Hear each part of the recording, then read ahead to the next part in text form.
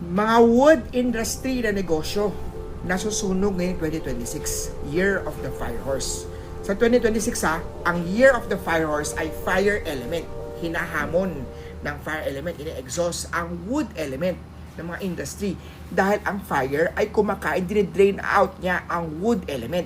Kaya para sa mga healthcare, education, publishing, mga damit, textile, mga research, mga wellness, mahalaga na may mga tamang feng shui cure kayo para hindi na burn out ang negosyo o mga career nyo. Ang mga dangers kung ikaw pinagtuturo, writers, agriculturist, therapist, researcher, malaki ang tsansa ng burn out ng mga staff nyo. Yung delay na turnover, overwork, yung mas mabilis maubos ang resources. Pero ano nga ba ang pwede natin gawin through feng shui?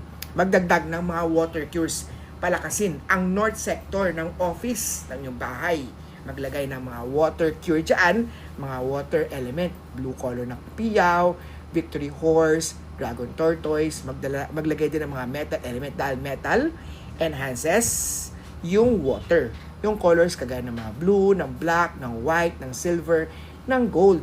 Kung may space na pwedeng maglagay ng aquarium o kaya mga fountain sa north corner, importante na tama, expert ang mag-a-advise dyan. Importante na imbitahan si Master Hans Kua na ipa-feng shui ang bahay, tindahan, negosyo kay Master Hans Kua. Para PM this page para po mag-schedule tayo ng inyong feng shui consultation. Share this video!